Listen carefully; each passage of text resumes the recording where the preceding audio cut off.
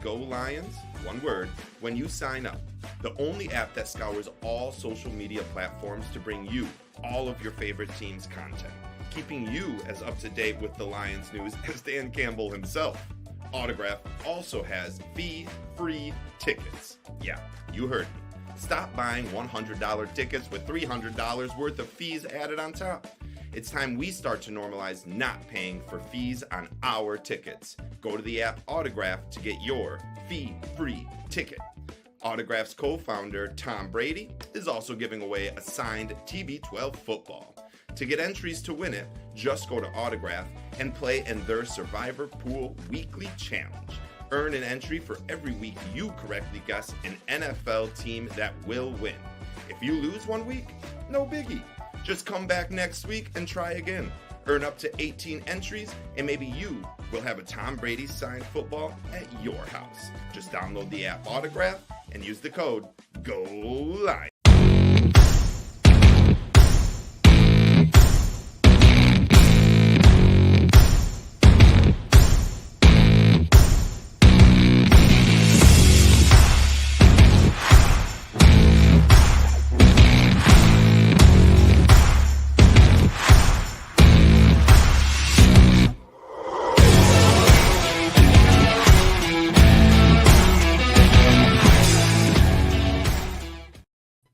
Go Lions, we're back. Yeah, buddy. Happy Victory Friday. Yeah, Victory Friday. We'll take it. You are tuning into the Honolulu Blues as we recap the gritty Lions 31-29 win over the divisional rival Minnesota Vikings. We'll also look ahead to the Titans game, and we will discuss all of this Jamo information. But for right now, I'm Nick, all the way out from Germany. That's Julius, and all the way from the Lower Peninsula, that's Adam. Julius, the Lions are the number one team in the NFC, dude. How are you feeling? I think we just lost Julius. Adam, I wasn't even looking at StreamYard, so just tell me, how are you feeling? Oh, dude, it's awesome. I heard a little stat today. First time in Lions history that they've been favorite to win the NFC.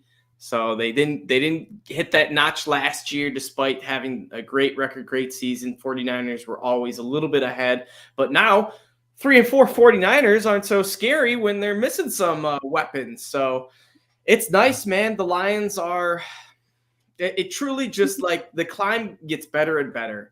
I have not hit the pinnacle high. I do think it's the Super Bowl. I think every Lions fan is in the same boat where each win, each blowout victory, each gritty victory is just like you're climbing that roller coaster, man. And once we hit the top of that Super Bowl dragster, oh, it's going to be insane.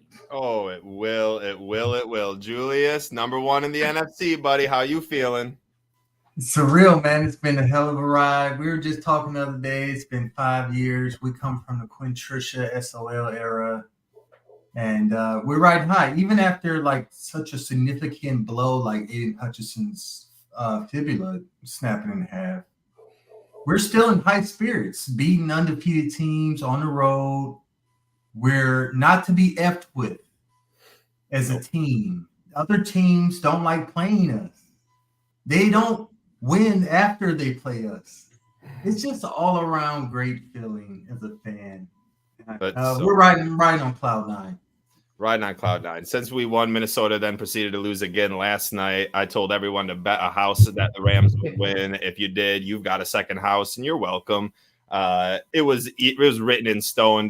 The second that Lions and Vikings game ended, Vikings weren't winning. On a West Coast trip, 3 days rest, like the Lion hangover is real. Also, what's real is this game that's been going around that looks kind of fun. So I'm going to introduce it to us. We are going to blind rank 5 things that I'm going to give you. All right. We are going to start with Adam. Adam, you are blind ranking. Here, hold on. Let me get this set up. Kind of like what the Lions have been doing with the players. Exactly, dude. All right. How is that? Does that beautiful. Yes. Perfect. All right, Adam, this is your first one. Brian Branch, 60-yard interception, touchdown return. 1 through 5.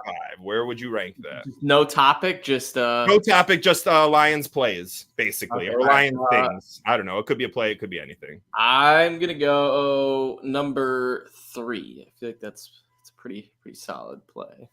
All right, Brian Branch, 60-yard interception touchdown return at number 3. The next one you get is a Jahmyr Gibbs 80-yard touchdown run. Oh, that's got to be number 1 for me. Ooh, well, number 1. Would be so sick to see him just break an 80-yard touchdown, dude. Just go down, just flying through. I would love that. All right. We'll keep going. How about a Jake Bates 66-yard field goal to win the game? Oh, wow. I feel like there's some better ones to come. I do love me some Jake Bates. I'm going to go 4. Okay. Oh, let's see if I can get you 4. There we go. All right, 2 more to go. Let's see what you got. Oh, Amon-Ra St. Brown, game-winning 25-yard toe tap touchdown catch. Oh, gosh, these are tough ones. I'm going to go 5, just because I expect that from Amon-Ra. Okay. Game-winning 25-yard toe tap catch gets the 5th. The last one, which we're going to put at number 2, is a Penei Sewell end-around reverse touchdown. Oh, yes. That's number 2. I liked this game. This was fun. Julius, let's go to you, Julius. All right. Julius, your number 1 is a Jameson Williams 80-yard bubble screen touchdown. Bubble screen 80-yard touchdown. A bubble screen 80-yard touchdown. Yep. So touchback gets to the 20. First play, bubble screen to Jamo, and he's off. Give me number 3. Give me number 3. All right. Next up for you is the Lions beat the Packers in Lambeau 35-0. Ooh.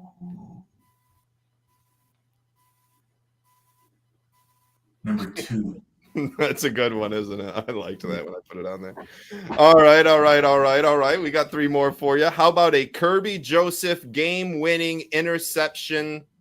What do we got for that? Ooh, that's sweet. That's sweet. I'll take number 1. Number 1, Kirby J, game-winning pickoff. 2 more to go. We got a Jared Goff 20-for-20 game with 3 passing touchdowns. Well, since he's already been have godly performances like such, I'm gonna just put that at number 5. Then your number 4 and your last one is an Aleem McNeil 5-sack game. Ooh, that's lovely too.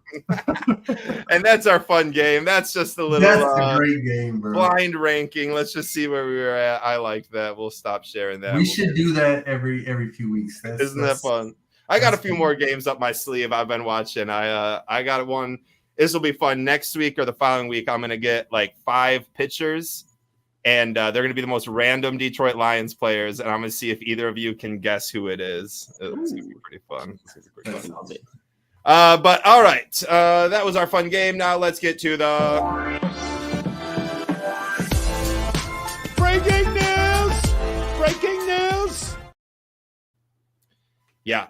I mean, it's not so much breaking anymore. This happened like Monday night. I think we found out, I think it was Monday night. But and then there was kind of like some wishy-washiness going on. But Jameson Williams is officially suspended for 2 games. He will miss the Tennessee Titans game this week.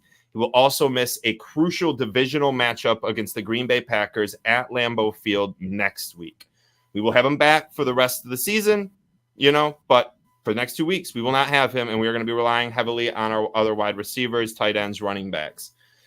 So I'm going to start off with you, Adam. Let's just kind of, let's just get an overall reaction. And let's just start with that. How's just an overall reaction? Not like super freaking out about it. It is nice that we're playing the Titans this week. It does suck that we're playing the Packers. Little Jamo spin zone.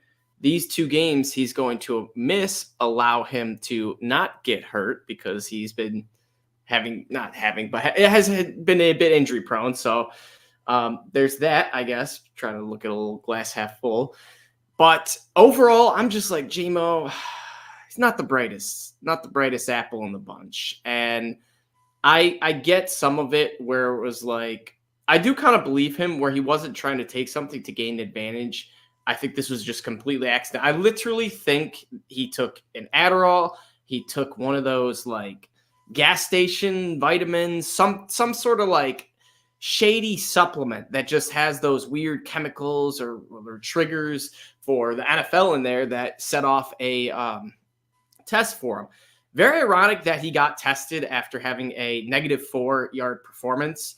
But I guess it is what it is. It does suck. It will be really cool if we go into Green. Are we home or away for the Green Bay? Away. If we go into Green Bay and we just have an offensive feast on them, not even needing Jamo. Tim Patrick looks good. Cliff Raymond seems like he can be the deep route runner if Jamo were gone. And the Lions just don't miss a beat. Similar to what we did with Hutch, where, the defensive line had a season high 4 sacks. Looked good. Everyone else rallied around. There were a couple slow parts, and I do think I don't think we're going to see anything of like, oh man, I wish we had Jamo in this Titans game. I expect us to just handle the Titans pretty easily, not need him. But what this does make me consider or think about is a Jamo contract extension, re-signing, or whatever, because I want a dude that's, smart, available, counting on him there. If these next 2 games were against, the Packers and the Bears, or, the Texans, or even the 49ers, those are big games. And Jamo, he comes out, he shows out in the big games. So it sucks. I don't think it's the end of the world. Hopefully this is another, just one of those things that he gets suspended his 2 games, and now this dude he makes sure anything he eats, if it's a chicken McNugget or whatever, he knows exactly what goes into his body. He knows what he's doing, where he's placing bets, et cetera, and will never make any mistake like this again that could have been a 4-game or 6-game, because usually it wasn't a PED, performance-enhancing drug. It was a PES, performance-enhancing substance, which I don't quite know the difference, but a performance-enhancing substance qualifies a 2-game suspension, and a performance-enhancing drug is a 4 and up game suspension. So it is what it is. Happy we're playing the Titans this week, but Packers, we'll see. Julius, you got anything to add on? How are you feeling right now? How are you just, the overall reaction to the Jamo news? Cocaine's a hell of a drug. That cocaine.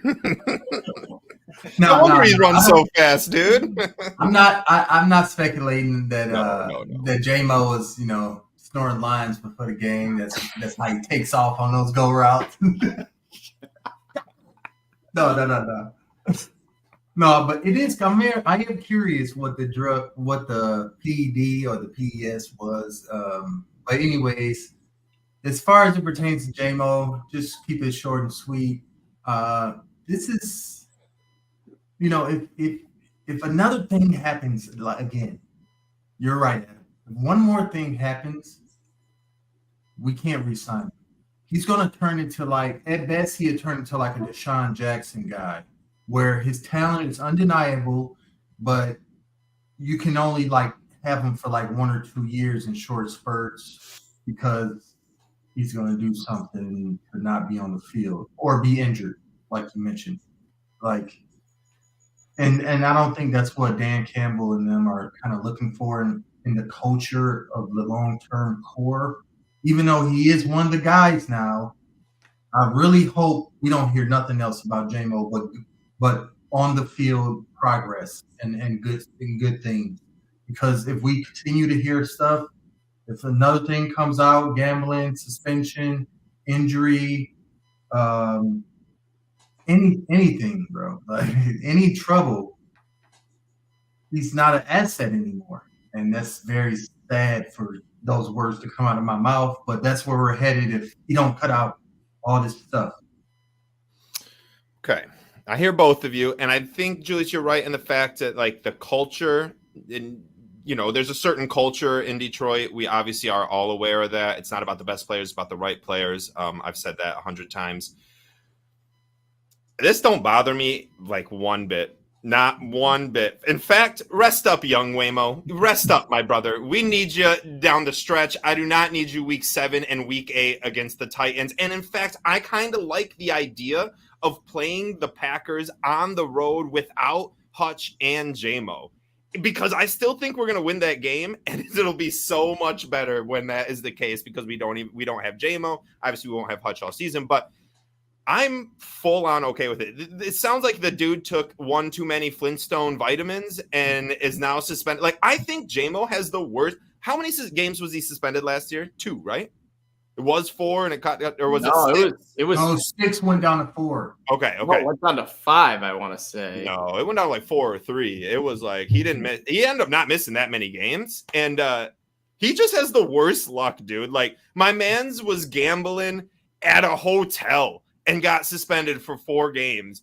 If he would have what on college games, if he would have took one step outside of that hotel onto the sidewalk or across the street onto the other sidewalk, no suspension. If my man wouldn't have taken the extra freaking Fred Flintstone vitamin, then he wouldn't have been suspended. I think the NFL kind of has it out for him, and I think he's got bad luck. This doesn't bother me any way, shape, or form. We will still continue to, we're going to play him when he's on our team. I think we are going to pay him when it comes time. I don't think this matters at all.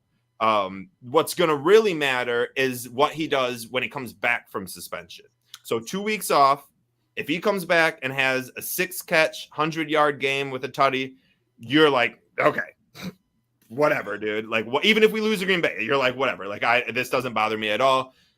If he comes back and has 1 catch and looks slow and doesn't run his routes and gets Goff a pick because he doesn't run the right route and stuff like that, then I think that's when we need to start really kind of getting on him. Right now, take your 2 weeks rest, my brother. He was in practice all week this week, pretty much. He's going to miss 1 week of practice and 2 games. That don't bother me at all. But we'll move on. Jamo was crazy, along with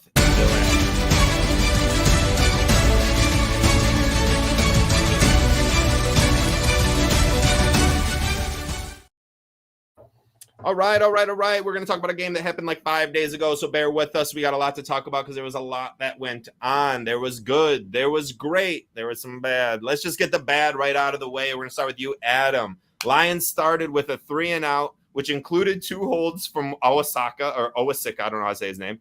Then Aaron Jones busted out a huge touchdown on the second play of the game. Then we followed it up with another 3-and-out and a fake punt RPO with Germ, where we heard Amon-Ra St. Brown say this story where Craig Reynolds was behind Germ, and Germ asked Reynolds if we were good, if we were in the right look, and Craig just pretended not to hear him, and then finally when asked again, just said, yep. Germ ended up getting nothing. It was a terrible 3-and-out, terrible fake punt. We were down 10-0 before I could even finish the first half of my first beer. Adam, what were you thinking at this moment in life? What was going on through your head at down 10-0? It was like, is this happening? What is going on? And it was kind of ironic because leading up to this game, me and my dad were just talking about Dan Campbell was 9 for 11, 9 for 12 now, still very good on fake punts, which is incredible. That's crazy. 9 for 11 on a fake punt. That's impressive. So although the call was one of his boldest, and if Germ pitched that out to Craig or Vaki or whoever it was, and he gets the first down, oh my gosh, Dan Campbell is Andy Reid take notes, that is how much praise he would have been getting. But obviously that's how plays work. When you get ballsy and it doesn't work out, you get grilled. When it does, you get high praise. It was a sweet play design. I've never seen anything like that. A option fake punt that I feel like that could work. Because, what happened if you watch the replay is we just missed our blocking assignments. If I forget who it was, I want to say it was Rodrigo. If Rodrigo would have went straight up and hit the guy who actually made the tackle, Germ could have easily pitched it to Craig, and he just whips around the corner and gets 10 yards. But we missed 3 blocks, leading to a 1 yard, no yard gain.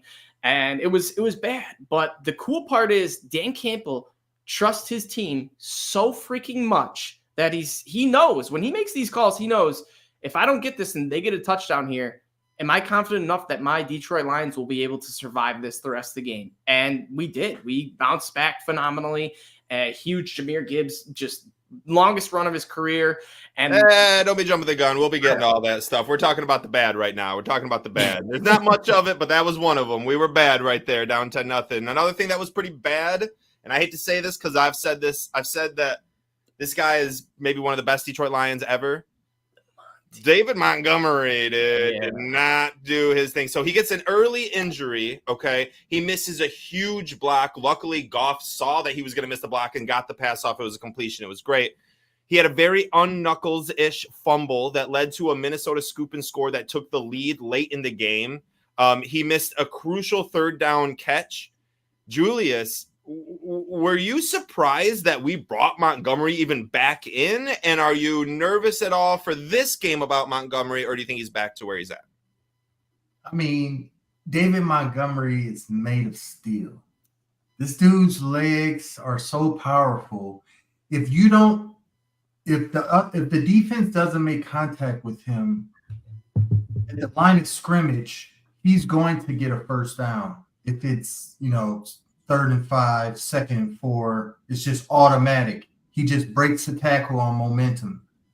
So sometimes he gets hit on TV. It looks worse than it probably is. Because I saw this dude squatting like 800 pounds in this past offseason. I mean, I'm sure that he's taking these hits like candy. He's growing on my list of most important linemen. He is. So the injury question is always worrisome. But would it hurt to give let Vicky Reynolds give Montgomery a breather against one-win Tennessee for a week? Yeah, that probably wouldn't hurt much. I'd like to see my dog, Vicky, get a few more touches. My dog, Craig Reynolds, you know what I'm saying? But, I mean, he's not on the injury report.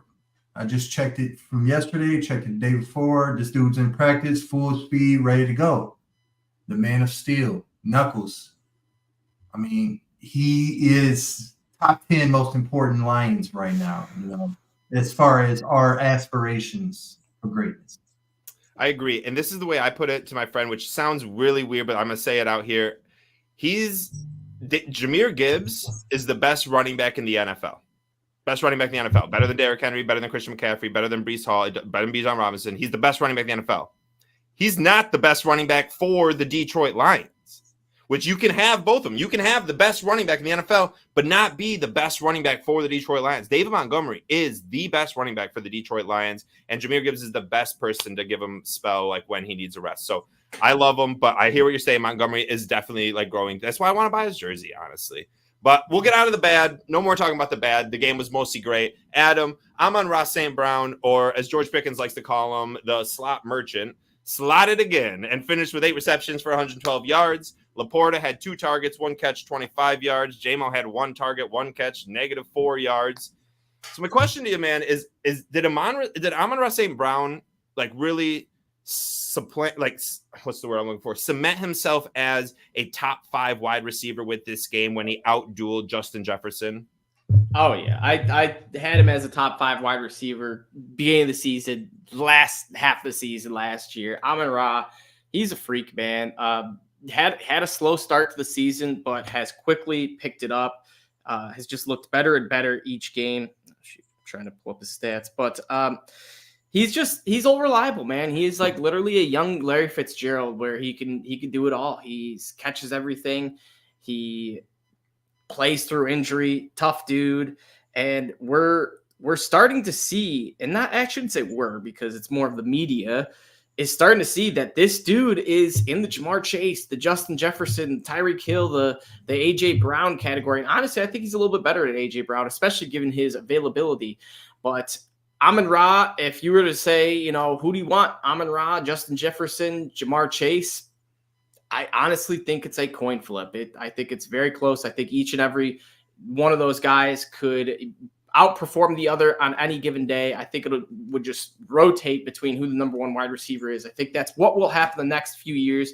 Obviously, Justin Jefferson is very, very good and might be a smidge above just because there's no true other weapons on that team. Hawkinson, yeah, Addison, kind of, but if Amon-Ra was kind of all alone getting, the target share, which he actually kind of did last year that Jefferson got, and we saw it, 1,500 yards, 10 touchdowns.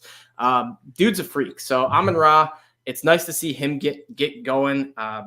Like I mentioned, he's had actually didn't really have a slow start. It was just that Rams game, and then he bounced back 119 yards, 75 yards to the touchdown, 45 yards to the touchdown. He scored a touchdown his last 4 games. So Amon-Ra is quickly heating up.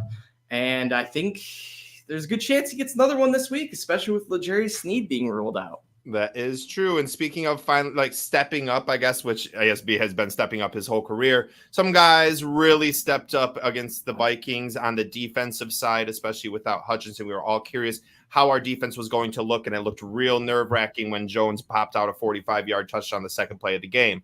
Luckily, we held them scoreless or maybe 3 points for the rest of the first half. They ended up getting some points in the second half, but 7 of it came from the defense. So, Julius, I'm curious on what your thoughts were about the whole linebacking crew. Malcolm Rodriguez and company played their asses off, right? Rodrigo really stepped up.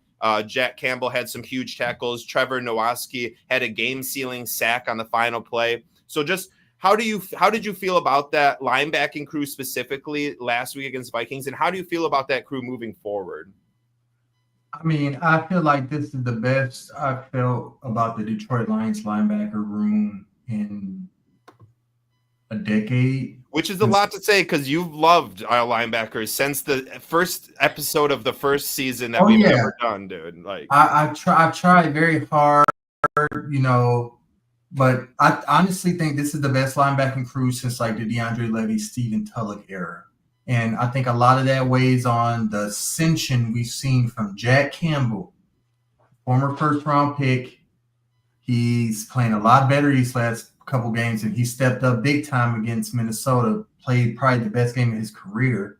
You got Alex Anzalone. He had was he out against Minnesota? No, he was playing. He played. He played.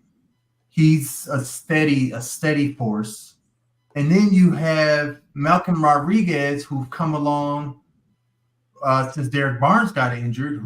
Derek Barnes was playing great. You got Malcolm Rodriguez. I mean, right there, you got those 3 just playing awesome football.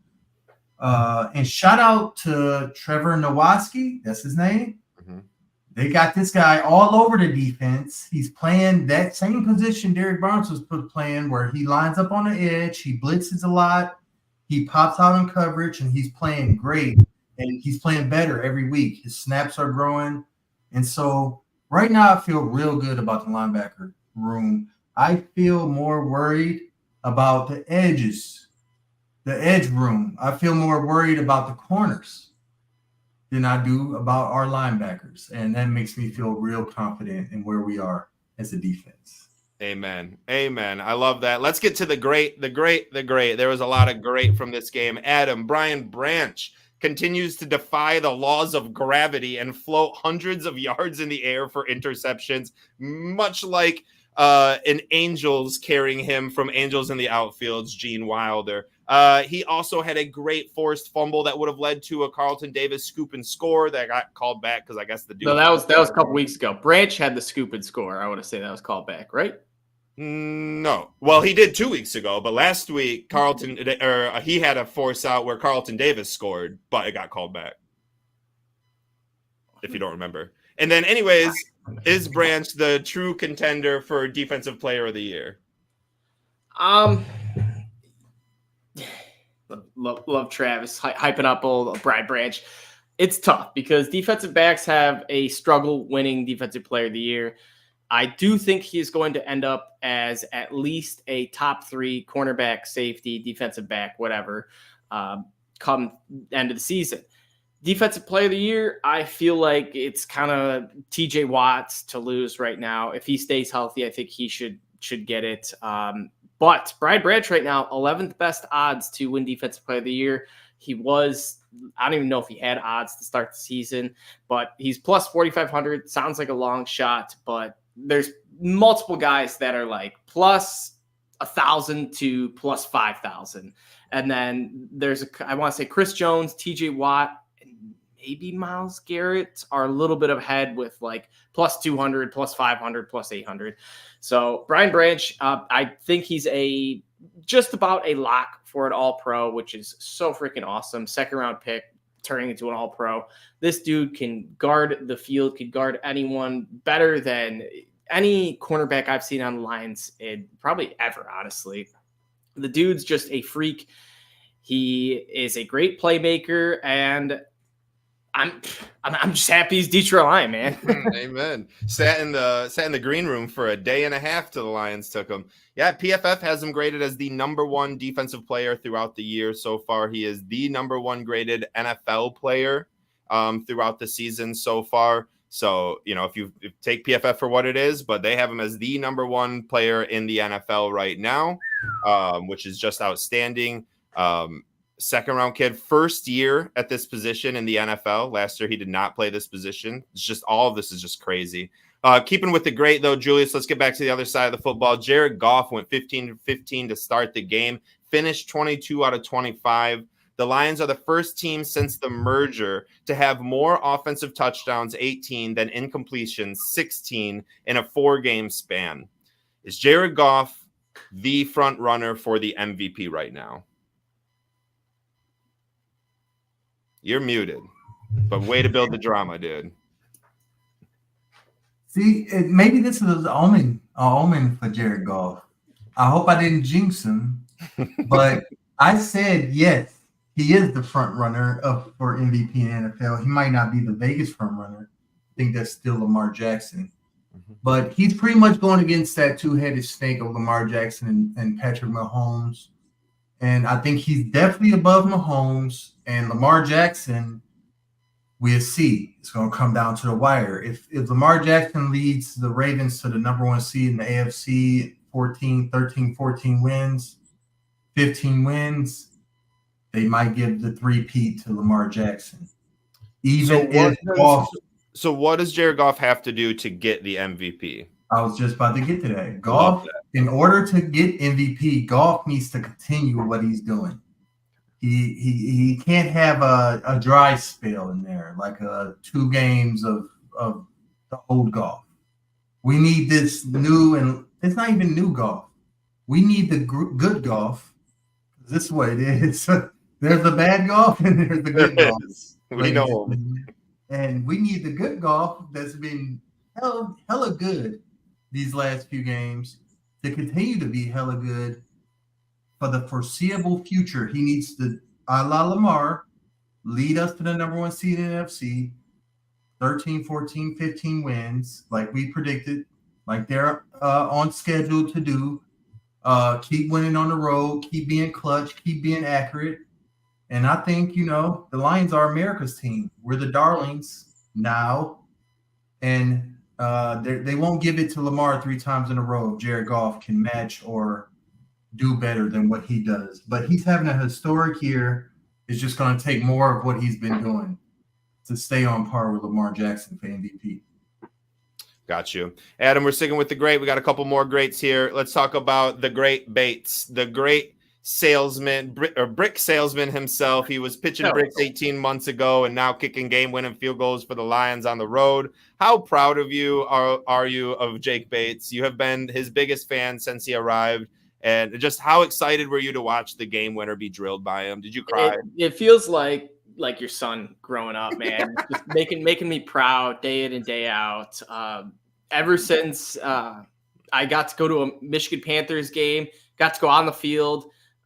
Didn't get to talk to Jake Bates. He ran off field pretty quick, but I was within like 10 feet of him. So I felt the aura, man. Jake Bates has some aura to him. He's got some swag to him. It's just so cool that he's like literally one of us, essentially, in a Lions locker room with a just NFL style leg. And for a guy to be in that situation is just so dang cool. You can just see it out of him that he's, he isn't a superstar. He knows he's not. He knows his place. But man, oh man, that kick, Dan Campbell, he had me worrying a bit because there was a few things that I was questioning. The first one was this was still a 40-plus yard field goal, and we're getting ready to take knees. And I'm thinking, just get him closer. It doesn't Did matter. take a knee, like on third down or second down or something. Then I'm thinking, okay, they're kneeling out the clock, and it's going to be a buzzer beater. Oh, no. The Vikings are guaranteed like 15 seconds left. So I'm like, all right, a run play probably takes a second or two longer than kneeling the ball. So that might have been worked a little better. But I think Dan Campbell, he knew something, man, about that 30, like, what was it, like 32 yards, the extra point, 35 yards. That's Jake Bates' weak spot. If you get him over 40, he's cool as a cucumber. And we saw it firsthand. Drilled a great kick that, I don't know if you guys were watching, it started going right, and me and my dad were like, oh no. And by the grace of God and Jake Bates' leg, it just hooks right back in down the middle, and you just, applaud. It was phenomenal. That's a situation that will have a snowball effect in the future. I feel like we are going to have another big kick down the road. If it's a 40-yard, if it's a chip shot, if it's a 60-yard, I feel so confident in Jake Bates being able to hit it. He hit a game tire for the Rams, much closer field goal attempt. But this 44-yard one, this one tells me that this dude has the clutch gene. He doesn't get flustered. He hasn't had any real, like, bad misses. He's had a couple extra points throughout the preseason, regular season where you kind of are, okay, but we've seen multiple kickers miss extra points, so it happens. But if he's nailing his field goals, that's all I want, and that's all he's been doing. If he ain't clutch, he ain't much. And you know who else is clutch? Sonic. Sonic had himself a day against the Vikings after the early knuckles injury, finishing with 15 carries for 116 yards and 2 touchdowns on the ground, and 4 receptions for 44 yards through the air, 160 total yards. Julius, I answered this question earlier, but I'm going to ask it to you now. Do you think Jahmyr Gibbs is a better running back than every other running back in the NFL? Again, that list includes Derrick Henry, Christian McCaffrey, Breece Hall, Bijan Robinson. There's a lot of good running backs. Kyron Williams, Isaiah Pacheco, when healthy, there's a lot of good running backs out there. David Montgomery. Like, is Jahmyr Gibbs the best running back in the NFL? Yay or nay? Out of respect, I got to go no. And that's fair. Who would you say is number one? I mean, I'll probably say Christian McCaffrey. Okay. Just based on, but I feel like Jahmyr Gibbs could one day be Christian McCaffrey. Like, it's just so early in his career, but he's been so dynamic. He's my kids, my 2 sons' favorite player, their favorite Lion. You know, he is the lightning in a bottle. Mm-hmm. He's definitely top 5, arguably top 3. And if he continues, the only thing he got going against him is his sidekick, Knuckles. We're gonna go back and forth. You're gonna have a David Montgomery game. Oh, you might have 2 David Montgomery games in a row. Then you're gonna have a Jahmyr Gibbs game. You might have 3 Gibby games in a row. And, you know, they're just going to bounce back and forth. So it might make their total work in comparison to some of the workhorses like Derrick Henry, McCaffrey, even though he's injured and out. But, you know, some of the guys that's getting like 20 to 25, 30 carries a game and, you know, having more consistent touches, he might get outshined by those guys. But that doesn't take away from what he is. And what he is probably the most legit weapon running behind the most legit offensive line in football. Yeah. I think I don't think there's anything wrong with that answer. I personally do think he's the best running back in the NFL. If anyone's listening, please put in the comments if you think he's the best running back in the NFL. Before we move on to the Vikings game, I'm curious on what Adam has to say about that question. I think it's a coin flip. Like Amon-Ra, Chase, and Justin Jefferson, I think it's Gibbs, Christian McCaffrey, depending on how he comes back from this injury, and Derrick Henry that are in this category of these dudes could take it to the house at any moment. They could make a crazy play. They could shake a dude, truck a dude, maybe not shake a dude for Derrick Henry, but truck a dude twice. And then run away from everyone. Yeah. But Gibbs, I do think if you put Gibbs into the exact same situation that Christian McCaffrey came into with the Panthers, I think their stats are damn near similar. It's just like Julius, you were saying, Knuckles is his biggest, Dave Montgomery is his biggest kind of competition, I guess, which nothing wrong with that. I love it. Love the duo, but it does, hinder Gibbs' upside. And I do think one day we will see Gibbs be the consensus best running back with Montgomery or without him. Might not be this year, but it very well could be because he's starting to look better. We saw what happened when Montgomery went down on that one drive. He ripped off a 55-yard touchdown run, longest of his career, and just looked like a true superstar and not just, a good first-round pick. So Jahmyr Gibbs, I have no problem saying he's the best running back. I would also have no problem saying that Derrick Henry is the best running back. So I think those three, Derrick Henry, Christian McCaffrey, and Gibbs, are about the same. I love it. I'll stand tall. I think Gibbs would have better stats if he was on Baltimore than Derrick Henry. I think he'd have better stats on San Fran than Christian McCaffrey. He'd have better stats than on Atlanta than Bijan. He'd have better stats with the worst offensive line than whoever the fuck is running that ball. He's the best. But we'll move on. We got a Tennessee game against the Detroit Lions at home. Only home game in a 5-week span. This is our little homecoming. 2 games on the road before this game, 2 games on the road after this game. So let's come home and let's do some damage. Tennessee, they are going to be without DeAndre Hopkins, who just got traded to Kansas City, and quarterback Will Levis, who is injured. They will be starting Mason Rudolph, Calvin Ridley, and Tony Pollard, I guess. Adam, my question to you, do you think that their offense can score more than 10 points on the Lions? That's a great question. We don't have Hutch. I'm gonna go yes. Okay. Because I think they're gonna get points in garbage time when it's a big old blowout. Got you. So to go on to that, to keep going on from that, Julius, do you think, or how do you think our edge rushers do? Now that we know that we just learned that Josh Paschal is out with an illness, Hutchinson is out for the season, Davenport is out for the season, and our only 3 edge rushers we have on our team right now, not including a Mike linebacker that wants to rush, but the only edge rushers we have is James Houston, Levi Onzawerke, who had a ton of reps in the middle of the line throughout training camp, but he's edge rushing, and then Isaiah Thomas, who we just signed off the Bengals practice squad. So we have 3 edge rushers. How do you think they hold up against the Titans? I'm not sure. I think it's a great test for them because the Titans are not doing a great job of protecting their quarterbacks. They've already got Will Levis pretty much devoured off the field.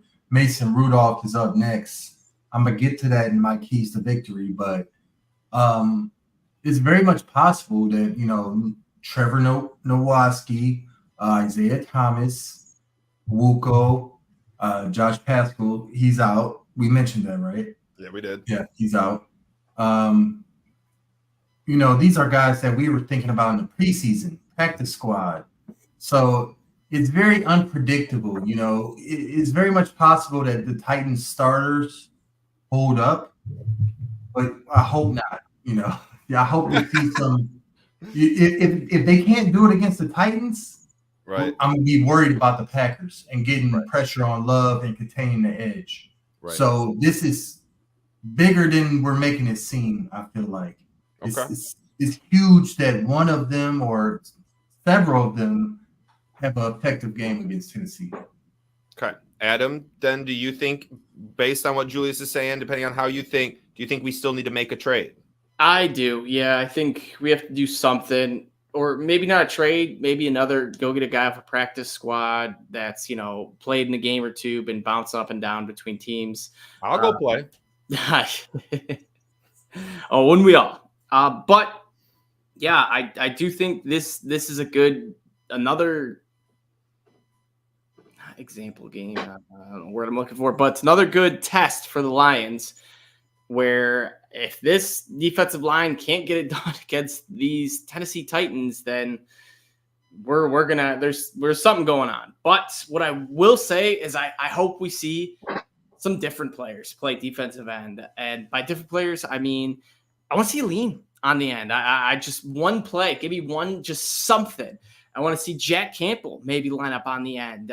Derek Barnes line up on the end. Just try something, because these are all dudes that are, outside linebackers, fast, can, bully a dude, got physical strength, and it would be cool. And I feel like this is something that Dan Campbell would be up for, where it's like, all right, let's see how we can fix this hole with the players that we have now, as opposed to, trying to make a trade.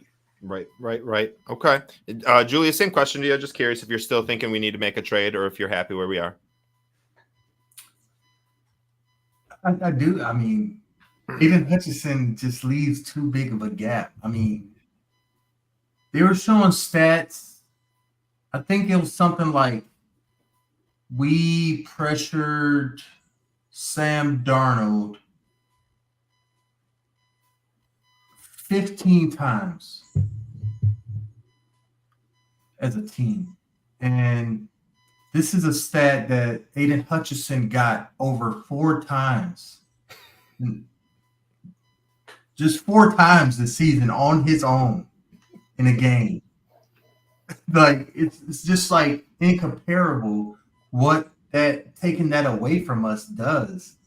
You think we're going to be able to put together those 15 pressures as a group every game? I hope so. I mean, last game, you talk about blitzes, Adam. We saw Malcolm Rodriguez and we saw Jack Campbell. They were going back and forth. They had back-to-back sacks on Darnold. AG, shout out Aaron Glenn, he actually did a pretty good job of confusing the Vikings and getting pressure without Hutchinson that first game. So hopefully that continues. But if it's inconsistent in any way, we need to trade for Max Crosby.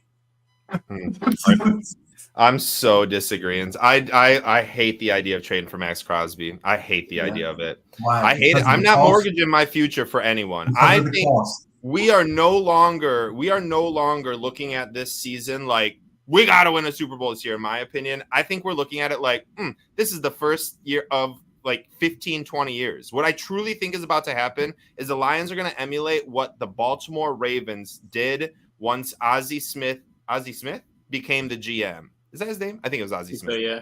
Ozzie Smith became the GM. They won a Super Bowl. They won another Super Bowl like 15 years later, 10 years later. They consistently had good draft picks. And this, I truly think if you just watch what Baltimore did once they signed Ozzie Smith as GM, is exactly what's going to happen for Detroit with Brad Holmes.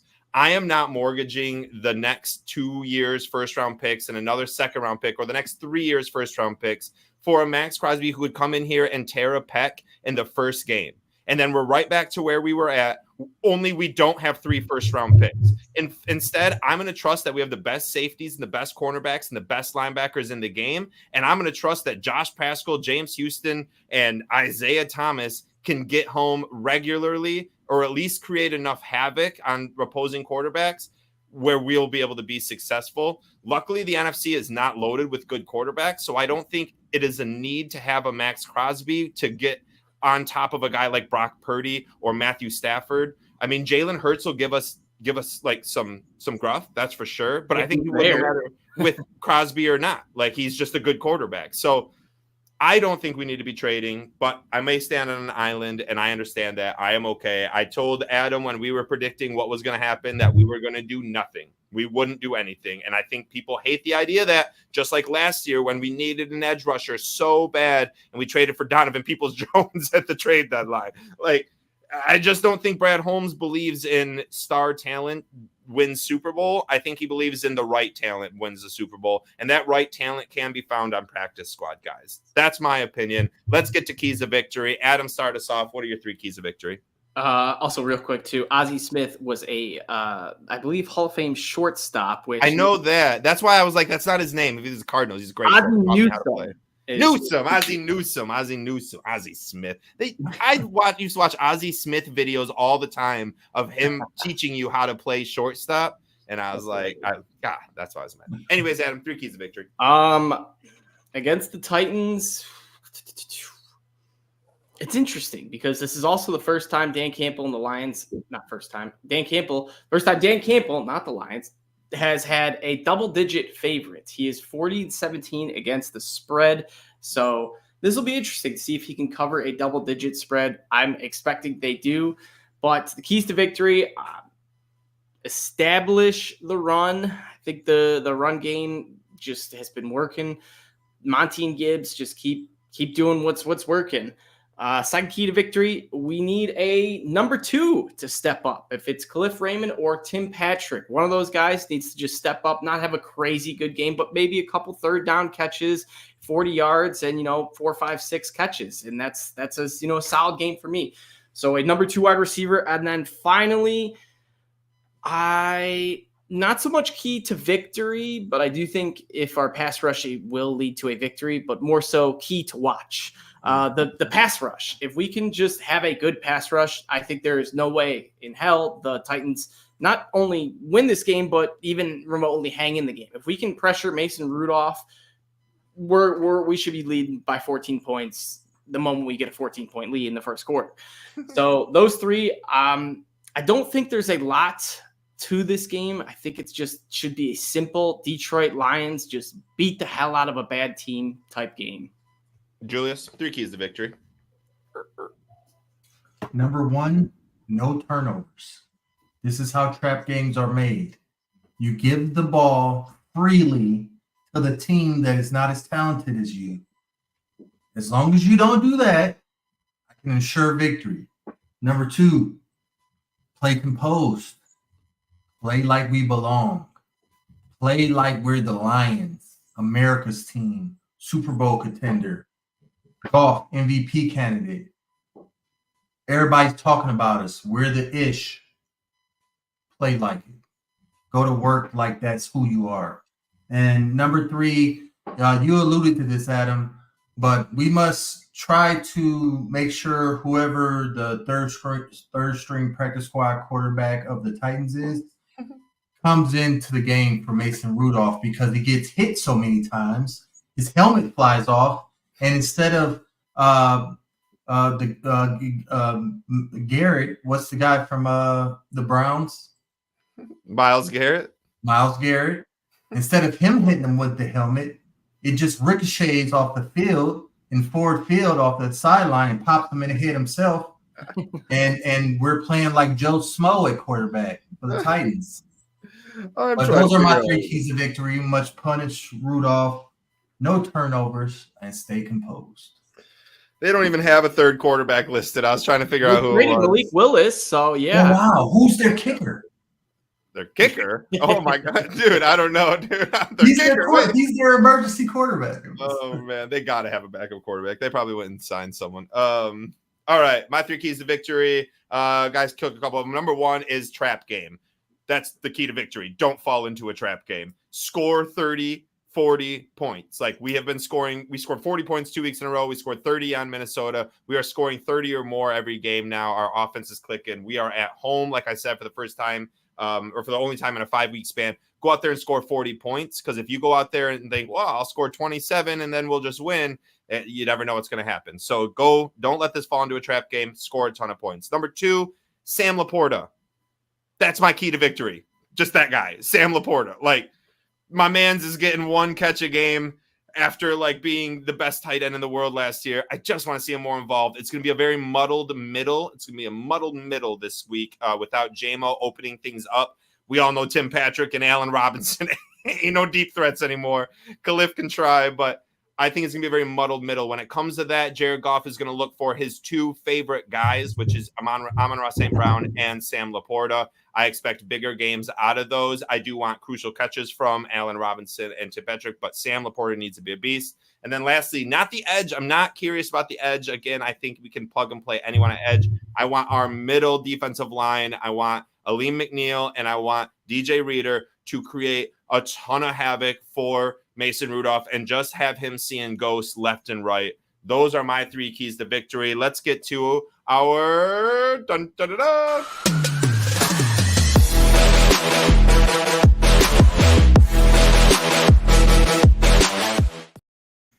predictions, which I suck at. Last week, I had 1 point. I guess the Lions would win. Woohoo! Adam came away victorious last week with 3 points, predicting the Lions to win, having Goff as offensive MVP, who beat out Amon-Ra St. Brown, my guy. Close. And then he had Brian Branch as defensive MVP. That was his, I believe, first defensive MVP win. So good job, Adam, getting on the board there. Julius got 2 points by predicting the Lions to win and getting the closest score, 35-20. My man's is Nostradamus. He has been predicting the closest correct score week after week. I think he's only lost it once. So this week, I had the exact score, I want to say.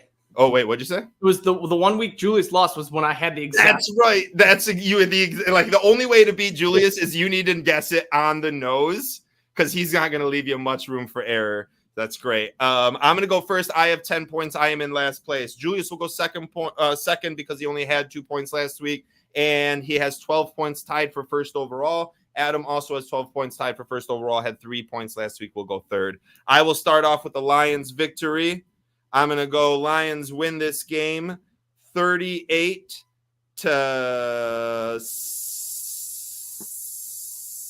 38-9 Lions.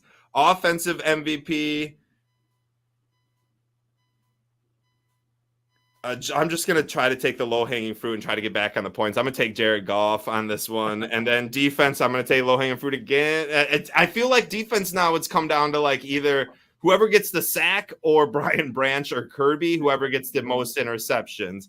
Out of all of them, it seems like I should take Brian Branch because he's been so good. I'm going to think that Aleem McNeil can break through and get a couple more sacks. I'm going Aleem McNeil on my defensive MVP. So Lions, 38-9. Goff and McNeil are off the board.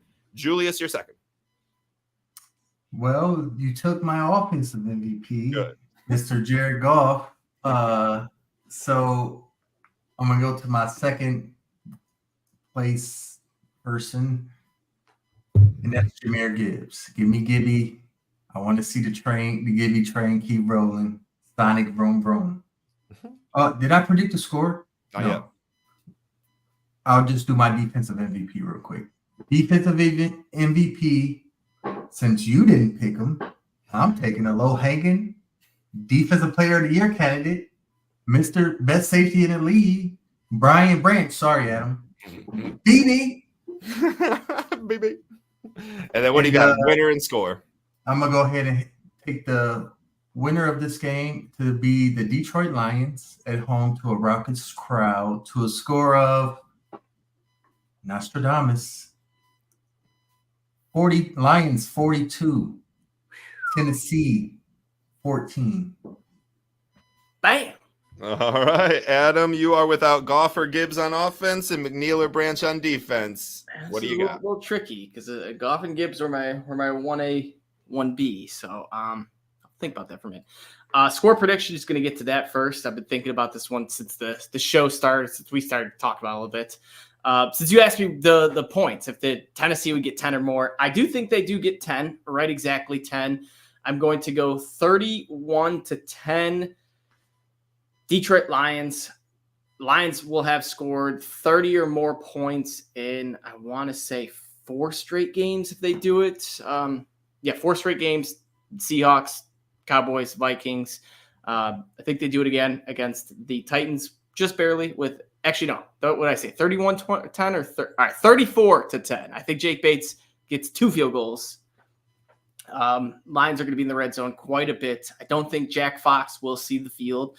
Do think the Lions will have 4th down situations. I just think we're going to go for them all and get them all. But my offensive player of the game, I'm going to go with I'm going to go all reliable. David Montgomery, man. He didn't have a touchdown for like the first time in like 50 weeks. No, it was like 10 weeks or so. He had a nice little 5-game streak going to start the season. I think it was the first time he didn't score a touchdown since he was like 7 years old. Like that. Montgomery, I think he gets to the end zone. I think we just see a nice little grounded pound type Lions win. Defensive player of the game, you guys stole Branch and kind of lean for me. Nick, also, I will say thank you for not picking Branch last week. Yeah, you're welcome. Hopefully it doesn't bite you in the ass again. This went Kirby, dude. I had to pick between the safeties, and I went the wrong one, dude. It's the same thing the week before when I had to pick between the two defensive linemen. I went with Reader and not McNeil, dude. I'm burning myself, dude. I'm torn. Is it a DJ Reader breakout game, or is Kirby do his thing against a bad quarterback? Also, speaking of bad quarterbacks, it hasn't officially been announced that Levis is out. Brian Callahan, coach of the Titans, said they'll make a decision this weekend. I don't think he did practice this week. Levis, I don't think he is going to play. But what Callahan did say was he's either the starter or he's not, meaning if he's not the starter, he's inactive, meaning it's Mason Rudolph and some practice squad bum. So Rudolph should play this whole game unless his face mask bounces off the ground and hits him in the face, like Julius said. But defensive player of the game. Great callback. I'm going to go. No, I'm going to go Carlton Davis. Back to the well. He nearly won me a couple weeks ago when he had that scoop that looked like he was about to take it to the house for a defense touchdown. I want to say against the Cowboys. Maybe it was the Seahawks. But nonetheless, nearly had a defensive touchdown. Would have been the first, right? Did the Lions have defensive touchdown? Not yet this year. Yeah, I think we had one called back, right? Yeah, yep. I think branch. Yeah. Anyways, so yes, Carlton Davis bounced back. I think he shuts down all three of the wide receivers for the Titans because they don't really have a star wide receiver. And I think we see a Carlton Davis interception. So Carlton Davis, Monty, and a 34-10 Lions victory. Hell yeah, keep it going and take us out. As always, you guys can check us out on Twitter at Honolulu Blues _. Got all sorts of good tweets, news, stats, info on the Lions over there. Shirts. I just choked. Shirts. We're selling shirts. For a second, I thought you said insurance, Nick. I was like, I don't think we're in the insurance business. Get your damn insurance. I was like, did Cure hit us up? What's going on here? No. Be on a commercial with golf. That would, yeah. That's we'll get there though. We will have the hey, it's the Honolulu Blues, and if you guys need insurance, Cure. Like Goff and Amon Ra and all the guys do each and every week. But cringiest commercials ever. I know they're, and then the crazy part is then you see Amon Ra, Hutch, Campbell just like putting on Oscar type performances in these commercials, these like major major companies commercials. It just look phenomenal. And then you have Amon Ra, Dan Campbell, Goff doing these kind of cheesy like Cure auto insurance. But I'll tell you what, man, so bad. Anytime I think auto insurance in Detroit, it's like Cure. So if maybe cheesy works, cheesy works. But if you haven't had enough of us, check us out on YouTube as well. If you're watching on there, give us a like, subscribe, follow, comments. We love it all. Check us out individually at Everyday FFB for myself, Nick Faber NFL for Nick, and the fifth top for Julius. We got Pistons playing tonight, baby. So let's go Stones. Hope we can get a nice little bounce back win. Red Wings won last night. Let's go Wings. Sick. Go Wings. Rasmussen open net, absolute body check for the win. Nice little gritty statement win for the Red Wings. City. Yeah, we need to get the gritty city popping again. So as always, boys and girls,